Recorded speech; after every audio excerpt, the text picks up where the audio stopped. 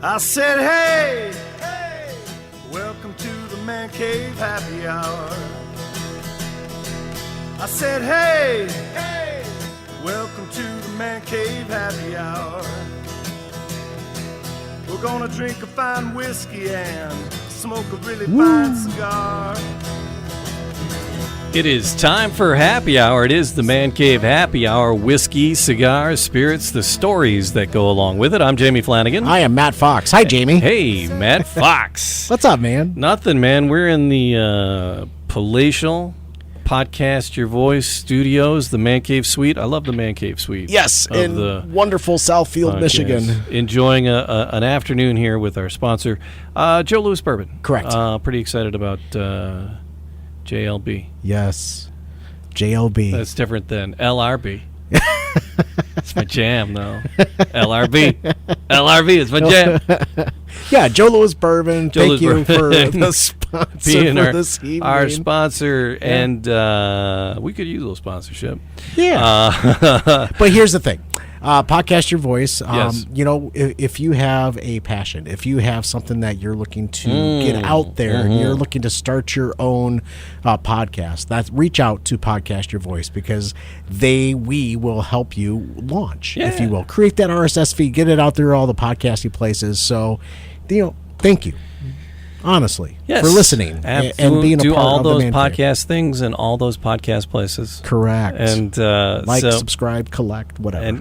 And then tell 10 friends. Correct. And then they'll tell one friend. That's all we ask you to do. Tell 100 friends. That's it. Number keeps going up. But no, we appreciate every single person that's hanging out. Do you have bar stools in your home? No. No, me neither. No. But I've always been interested in a pair of bar stools, just to have them around, because at one point you might own a home and it's going to have a wet bar or a dry bar, and you want to have stools. There's a set of bar stools at my parents' house I'm looking to get rid of. I could see some bar stools in your future, Matthew. Well, there you go. Okay. Yeah. But yeah, I would love to talk to someone that actually creates or builds bar stools for folks that are looking to build a bar in their basement, in their own man cave, and then have them come on the show, and then maybe they can sponsor us. Bob the Builder bar stools. Can we drink it? Yes, we can. So Bob the Builder bar stools. I like that. Yeah.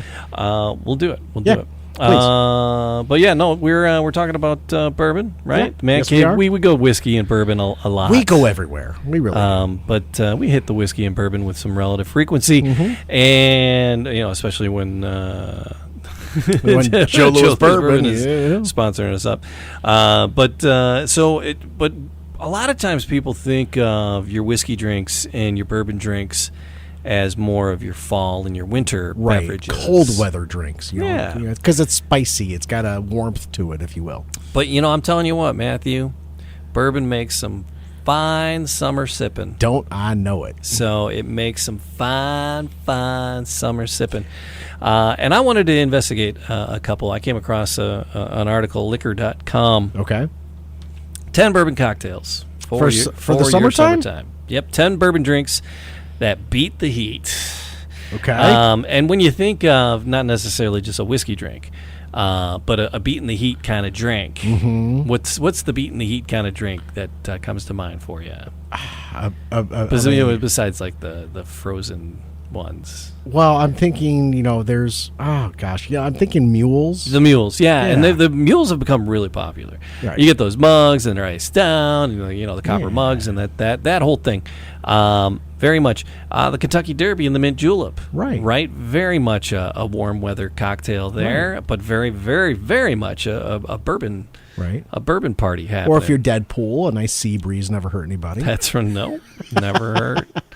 Nobody. But the top 10 suggestions for cocktails to help you beat the heat coming off of liquor.com. There's one called the Bourbon Ricky, and then, like I mentioned, the mint julep. Okay. There's one called the Brown Derby.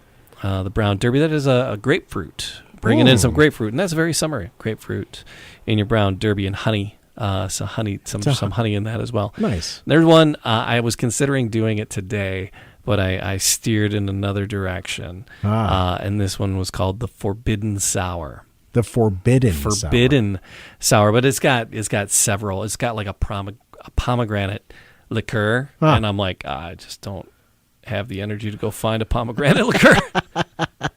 And then I was thinking, maybe I'll review this, and maybe I'll do it with just like a pomegranate juice, and then double up on the bourbon.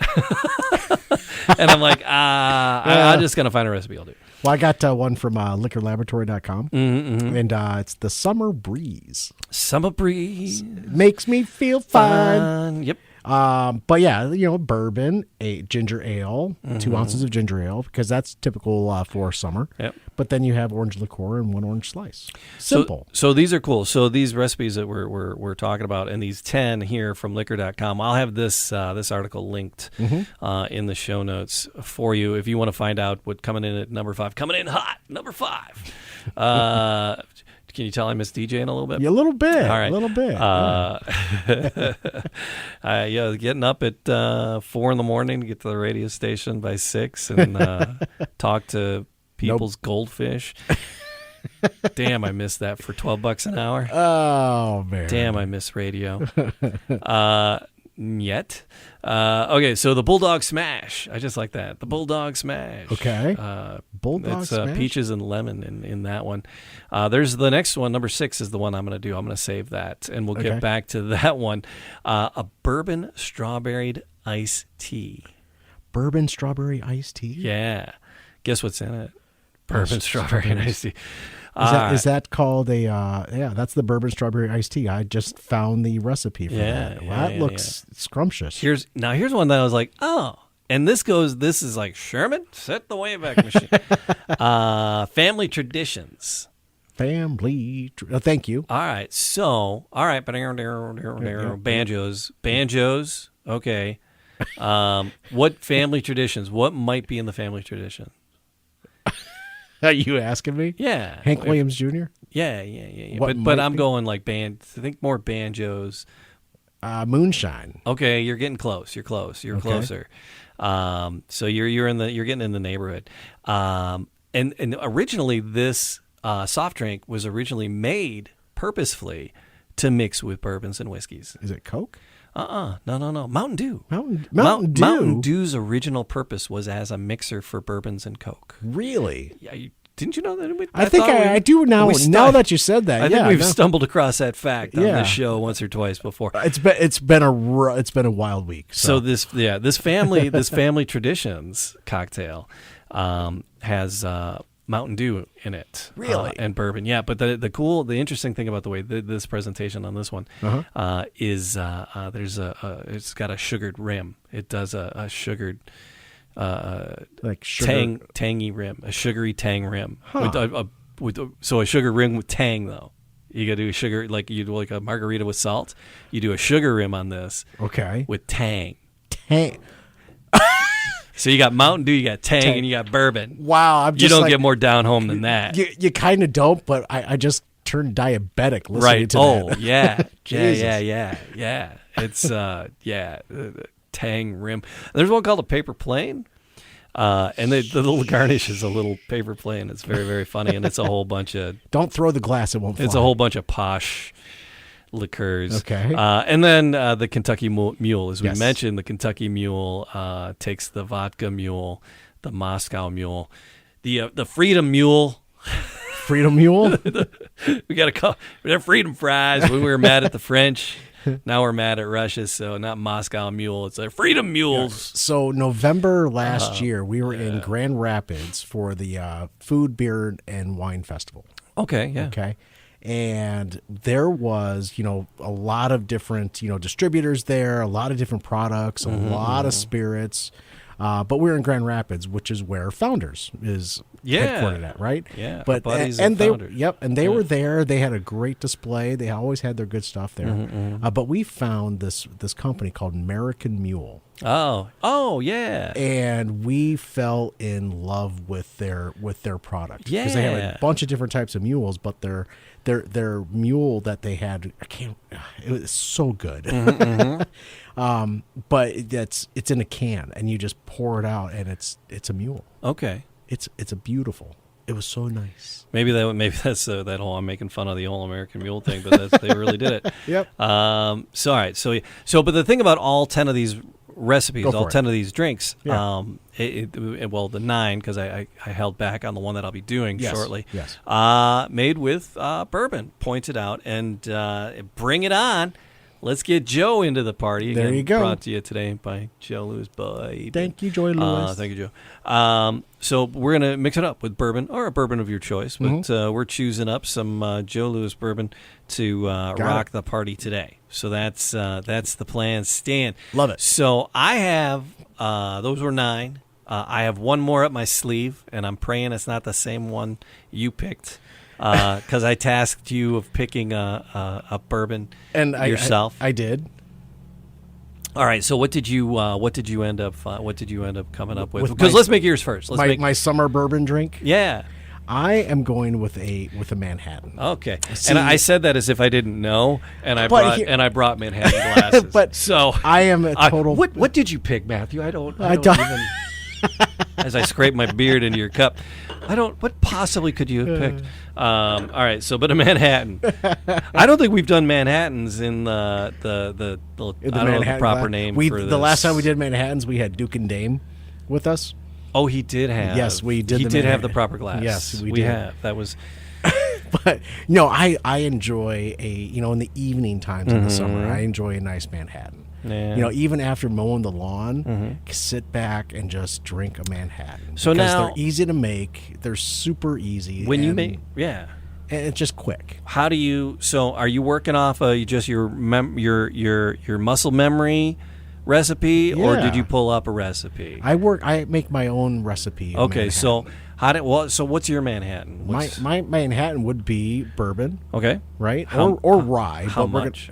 I usually go 2 ounces. Okay. Then I'll do maybe a quarter ounce, if not almost a full ounce of the sweet vermouth. Right. I'll do 2 or 3 dashes of the bitters, of the regular orange bitters, and then a Luxardo cherry. Right. Okay. Just like that. Okay. It's simple and it's quick and it doesn't take a lot of time. It is. No, it doesn't. I do the same thing. So now, how's it presented? I usually just drink it out of a big plastic cup. I make it. I make bottle batches. I use 1 bottle. Okay. Then I sleep for a month. But I'll make it in a separate glass. Right. And I'll stir it up, Sure. and then I'll pour it into over ice. Okay, you did. That was my question. How do you present it? Over an ice cube. Over a big ice cube. Mm-hmm. I didn't bring out big ice cubes because I was bringing the small fancy That's glasses. Fine. We'll work it out. Because it's not. So I do it the same way when I'm doing it. I add a big ice cube to it. I put it all in the glass and I stir it up. Right. And then I put the ice cube in and I stir it up again.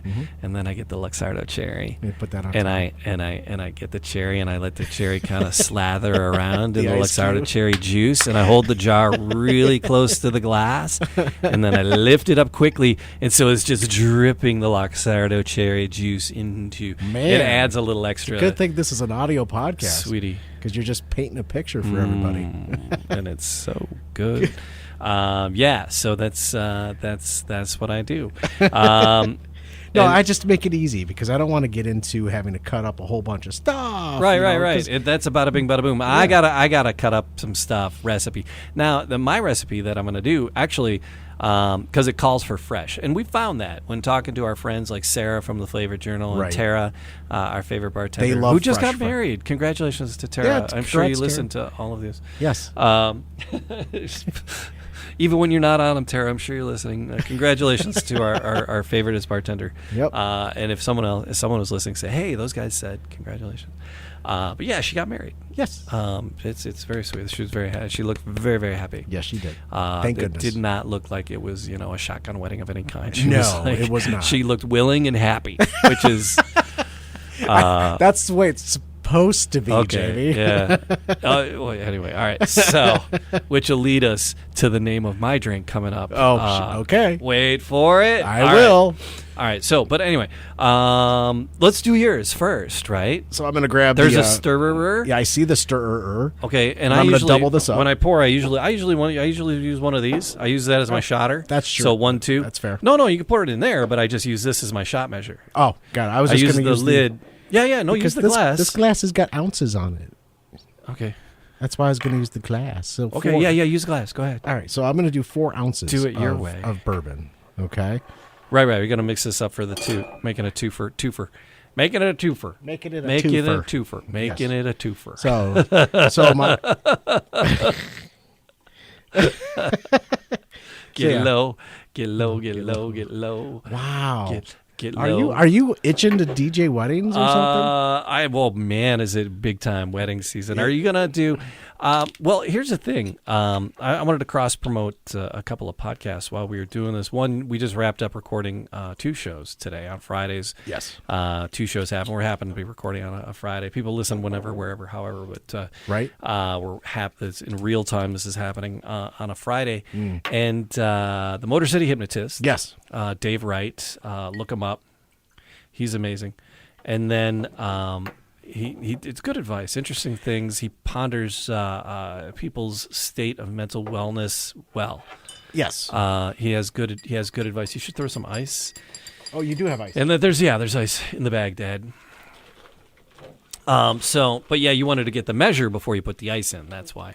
Or you put the ice in and then you pour over. But anyway, all right, I'm going to backseat drive. So, but Dr. David Wright, the Motor City Hypnotist, that's a cool one to look up. And then we just wrapped up with Miss Mouthy. Yeah, she finished up season 2. Finished up her finale for season 2. What Miss Mouthy is doing is she's giving away $700 in 7 days. $777. 700. So every day she's giving away like $100 to somebody, or $111 or whatever. Just to help people with whatever they want. They can spend it on food. They can spend it on groceries. They can spend it on something frivolous. They can spend it on something they help make their rent. Whatever they need it for. Right. Whatever they need it for. Do you need the? Yeah, I'm gonna do a shaker here.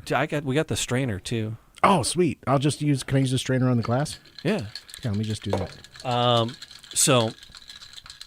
She's giving away. So what's she giving away? And are you DJing something for her? I thought I heard on the show. Different DJ Matt. That was not me. No, she just said DJ Matt, and I was like, I am? It really? That was news to me. Because I was like, holy crap. No, I'm not. That's going to have to dig into some different folders. Boom, I got your boyfriend. No. Oh, my God. You were going to have to dig into some different stuff. And the Luxardos are there. Yep. I don't think the Luxardo. This is our studio Luxardos. I bought studio Luxardos. That looks pretty. That does. Nice color on it. Mm-hmm. I'll take the one with less in it. You're welcome. Yeah, thanks. Colleen will thank you too. All right, let's get these going here. So let me ask you this question: Luxardo cherries. Yeah. So when you open a thing of Luxardo cherries, this is brand new. Brand spanking. When you open up your Luxardos, Yeah. do you refrigerate them afterwards? No, you're not supposed to. The Luxardos, you're not supposed to. Most others, you do. Right. You may have to turn that. I'm not sure. Already did. Oh, fair play. Oh, let me see if that. Maybe I'll get it. There we go. Hey. All right. I'm not using my fingers to pull out the cherries. No, not at all. So, just gonna stab. One for you, sir. Hey, there you go. Grab another one here. You need something to stir the cherry with, the drink with, to get the Luxardo all the way around. There you go. And the Luxardo just sits right on the bottom of the glass. Isn't that nice? Yes. Check that out. All right, get a shot of that there with the Joe Louis bourbon. And that took me less than 2 minutes. Yeah, and that's the thing. You got to keep it simple, stupid. Yes, or keep it simple, silly. That is a Matt Fox Manhattan right there. Nice. 4 ounces of bourbon and or rye. 2 ounces. Half, maybe almost a full ounce of the sweet vermouth. Yeah. The orange bitters, and then a Luxardo cherry. There you go. Just And like those that. were just the aromatic bitters. It was aromatics? So, yeah. Fair All right. enough. Cheers. Cheers. Oh, that smells nice. That is a tasty beverage. So yeah, that's nice. That's nice and cool and nice and refreshing. It is. And that's the purpose of a summer cocktail, and that's what we're talking about, making summer cocktails with some Joe Louis bourbon. Right. And that is the whole plan. Who chimed in? I don't know. I got the wrong cue up there. Peggy. Hey, Peggy. Hey, that's my stepmom. Thanks for watching, Mom. What's the difference between the Luxardo cherries and just your regular maraschino cherries? Well, the Luxardo maraschino cherries, these are maraschinos, but they are kept. The maraschinos that I always envisioned, and people most often envision, are those bright red ones. Red. Yeah, that you found in a Shirley Temple, if you will, right? Or on your sundae that you get Correct. at the Dairy Queen or, at the Farrell's ice cream. Farrell's ice cream. Holy wow, Sherman, that's taking you back. Set the Wayback Machine. Oh, you did? You gave me I took the smaller one. Well, that's okay. Sorry. I'll drink this one.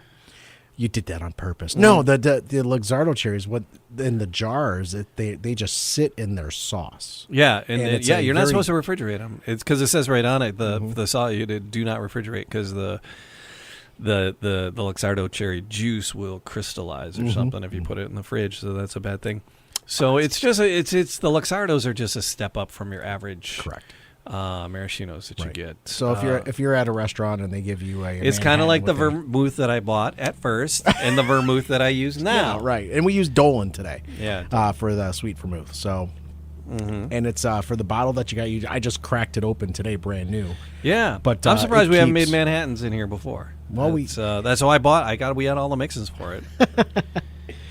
So yeah, but this is my go-to for something refreshing. And it doesn't have to be always in the winter. It's like in the summertime, you get home from work, you just want to relax. Make yourself an easy Manhattan. That's it. Quick. It is quick and easy. Yeah. And then I'll do the dishes, and then I'll start cooking whatever I have to cook for dinner. And this is a good cooking dinner drink. It is. As well. It is. But I'll throw it. I'll throw it in a.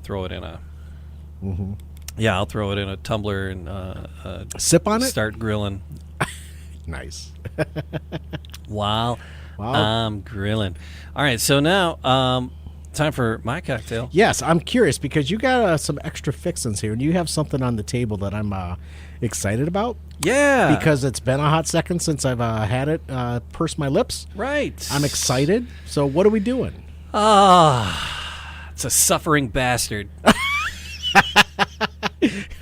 You don't know me. You don't know me. Cheers, Matthew. Cheers, Jamie. I was lamenting before we were on the air. We were lamenting our very challenging weeks that we've had. But challenging weeks, and this just cracked me up that there was actually a drink in the gamut of what we might do called the Suffering Bastard, and then I'm like, I read the rest. I'm like, actually, this is the one I want to do. I don't care what it's called. But the Suffering Bastard, like this is coming again. It's off of liquor.com, and with each recipe, they have a nice little story that accompanies it. Tim Newsong. Oh no, he did the photo. Oh. I don't know who wrote this. It's just all staff byline. So, so many. This has come from liquor.com, but so many classic cocktails are born in out of bars and great hotels, right?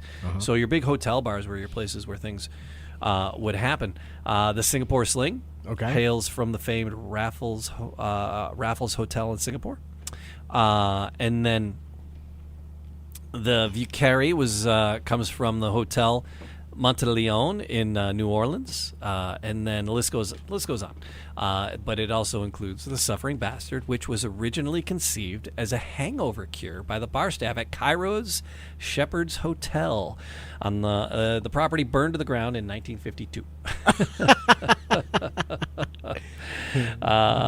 So in 1952, the Cairo's Shepherd's Hotel burned to the ground. But as the story goes, in 1942, the Shepherd's barkeep, Joe Scalome, was toying with a hangover remedy for troops during World War II. He settled on the Suffering Bastard, smartly employing 2 liquors with lime, aromatic bitters.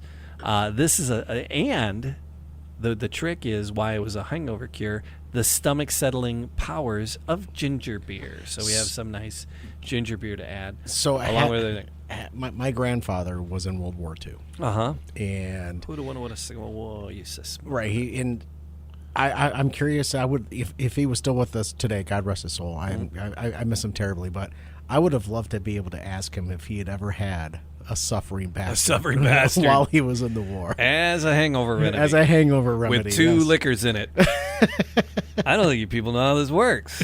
Actually, that's exactly how it works. That's exactly how it works. Yeah. Hair of the dog. All right, so the drink was supposedly so popular with its intended audience, the troops. And my grandmother, too, yeah. They telegrammed the hotel asking for bulk orders of this liquid fortification, and they had them delivered to the front lines. Liquid fortification. Liquid fortification. So such moves puts making this at home in perspective, right? So today the common recipe calls for bourbon and, wait for it, gin. Oh, that's where. And that's where you mentioned our friends from where I have some. It's a London Dry. You want a London Dry. There's different types of gins. One of the most popular is the London Dry, and our friends at Highclere Castle you pulled out the bottle. Not only our friends at Joe Louis Bourbon, but our friends at Highclere Castle. It's just a big friends party today. I like it. I like it a lot. It's been a hot second since I've had gin, and especially the Highclere Castle. I'm so excited. I know.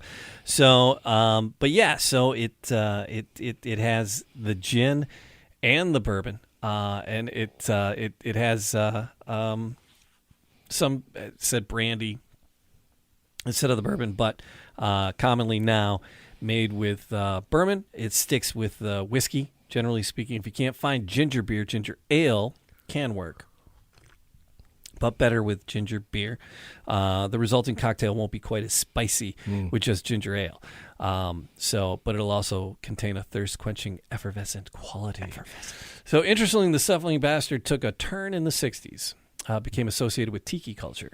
Really? So yeah. So I could see this being a tiki drink. Is there an umbrella in it too? Oh, they didn't bring the umbrellas. I have some umbrellas from our friends at Shaker and Spoon. I have a couple leftover umbrellas from one of the recipes. But yeah, I got involved with the tiki culture in the 60s. Recipe for the period included one by Trader Vic, and switched to rums. But then it wasn't the Suffering Bastard anymore. So, but the original recipe, skip the rum. All right.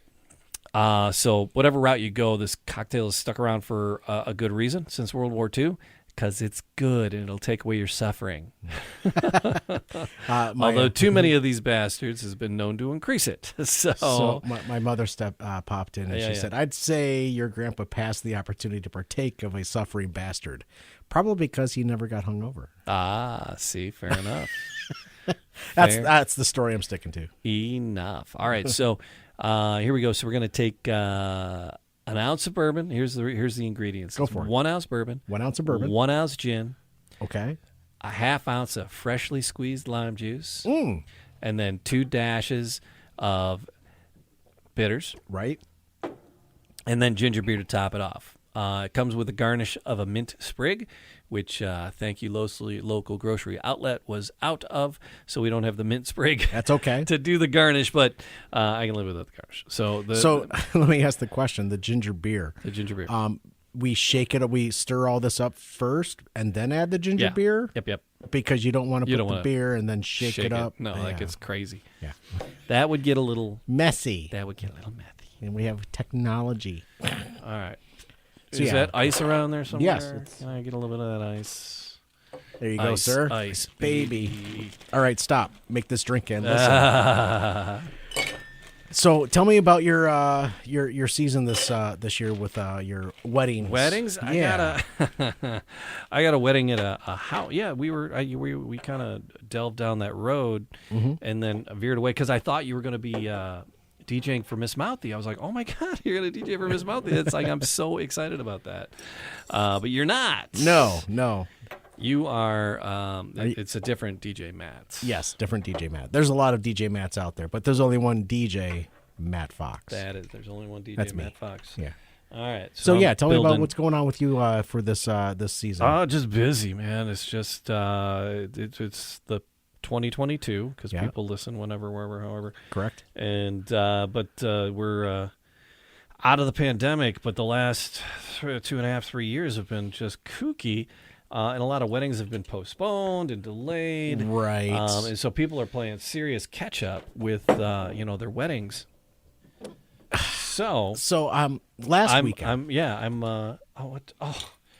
Oh yeah. See, I'm already blocking. They live too. So anyway, but they were trippy, man. They were like stoned. They were this young couple, and they were a party couple. Great taste in music, but they really liked their marijuana. And they were very, very high. Wow. They were very, very high. And do you remember your wedding day? No. Somebody in the hall overheard somebody in the bridal party tell them they were all going to drop acid once the reception started. Can you imagine being the best man and being up there and be like, I want, oh no, and then it hits you, I guess. Yeah. I've never partaken in any of that substances, but I couldn't imagine. But so I broke. I got to tell you, I broke the number one cardinal rule of being a wedding DJ last weekend. What's the one rule you don't break? You don't break the bride. Don't break the bride. So great day. The ceremony went off without a hitch. The reception was going fantastic. People were dancing. Around 9:30 in the evening, they did this big sparkler send off because the lighting was perfect for it. And the photographer, I'd worked with him a number of times in the past.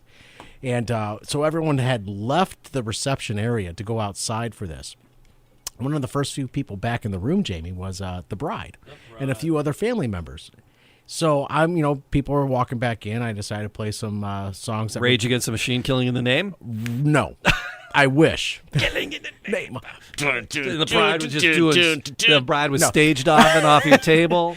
But, so I there weren't a lot of folks there, but there were some of the older folks, and they like some of the nostalgic. So I decided to play the song Footloose.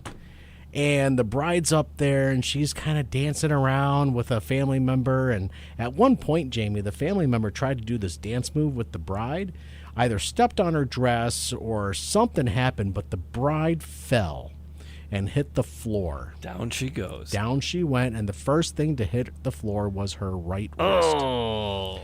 And come to find out... Ow. Come to find out that she had broken her wrist in two different places that evening with that fall, because she's out in the lobby, she's got ice on it. Her and the groom actually left their own reception and left their guests and...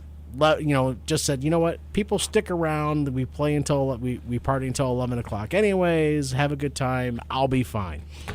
I broke the number one cardinal rule. You broke the bride. I broke the bride. Don't break the bride. I played Footloose, and she lost her footing and broke her damn wrist, man. How long you been playing weddings? Oh my God, yeah, 30 years. Yeah, 80, I started in 89. Yeah, I started in 94, right? And here we are. We still come across instances where crazy stuff happens at these parties, and it's wild. Something always new is that's wild and weird stuff. That is wild and weird stuff. So, but yeah, it's wedding season. What are you gonna do? Gonna get high and drop some acid. I'm gonna play Footloose and break the bride. Holy crap. Oh my God! Yeah, it's interesting. Most of my parties are kind of fancy pants, fun stuff. Okay, so here we go. In a tumbler, yes, ice, and then add your gin, add your Joe Louis bourbon, right? Add your fresh squeezed lime, which took me forever to squeeze. Hey, but I was able to share a fun story. It was, and so you got to shake that up. Oh. And so here's my lid, here's my brain. There it is. Here's my lid over here. Little bit more of a love. Or throw some ice in those Collins glasses. Tom Collins glasses, and these are special Tom Collins glasses because they got your Flanagan initial on it. Yeah. Yep. So we're shaking these up so that's nice. Do you want me to fill them all the way up to the top, or you just want me to put a few? About halfway. Halfway. So there's a fair amount of juice in here. So all right, so shaking it up. It's that sound. Tips. It is. Tips. So. All right, let's get some in the glass. Let's get some. I'm working on it. There's got to be a better way of wheezing the juice out of those the limes too. When did you purchase them? today, like on the way here. Yeah, they had to sit for a few I should days. roll them around a little bit. They should sit for a few days. All right, here we go. So now, right over my computer. That's the best place to pour. It is, man. Come on. Always the best place to pour. So we're using Tom Collins glasses. Why do you think they're called Tom Collins glasses? Do you have any idea? I do not know. Well, neither do I.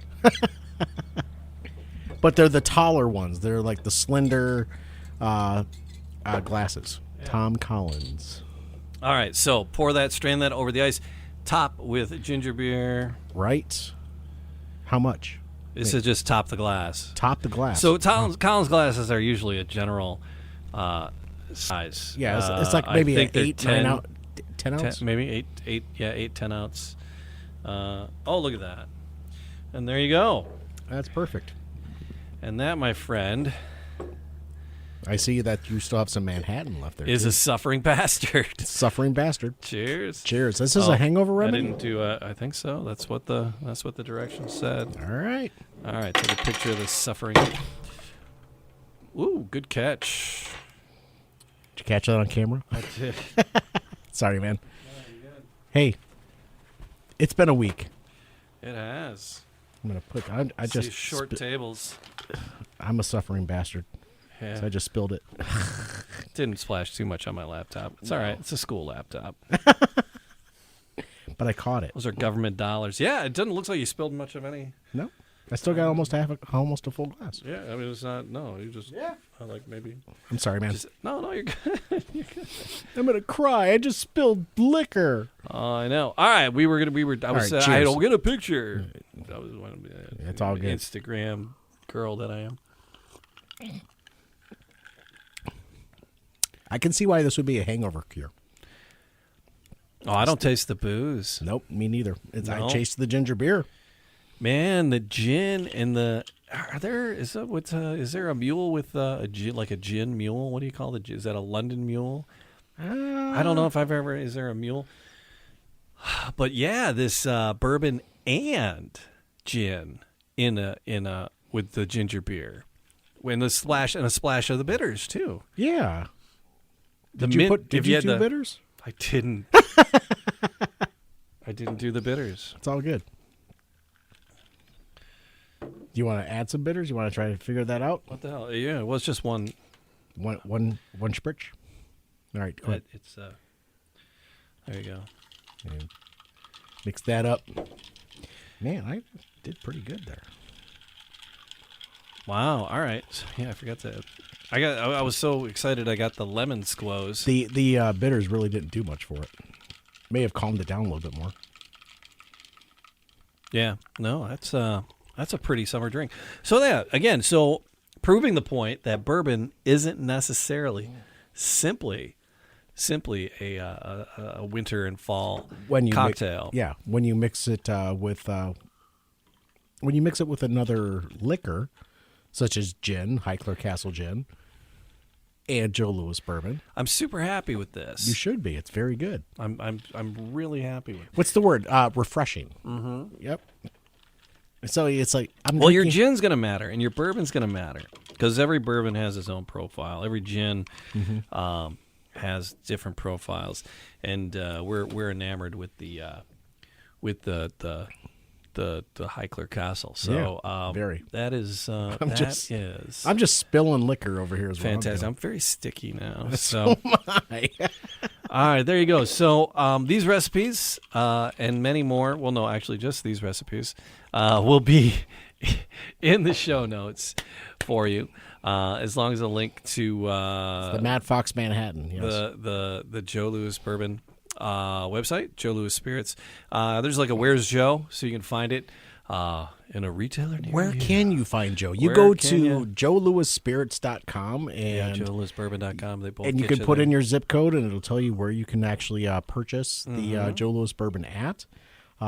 If you actually want to go into the history of Joe Louis Bourbon and to their events page, You'll see all the previous shows that we did with them. Yeah, there's as well. a lot of videos that we did. If you want to know about Joe Louis himself, the boxer. Oh my gosh. Yeah. I was talking about wanting to cross promote, and that's the one I wanted to cross promote was Detroit City of Champions. Yes. We did, I think, like 16 episodes on Joe Louis. One of those episodes is an interview you and I did downtown Detroit. We went to a little restaurant called Joe Louis Southern Kitchen. Yes.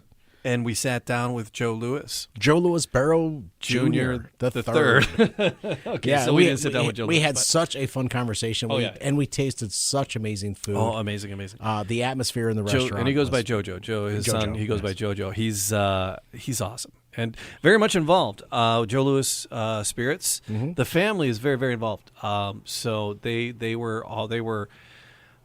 They're very protective of Joe's image and likeness and name and marketing. And so the family very, very involved in the Joe Louis bourbon. And rightfully so, because it's quite the legacy to protect.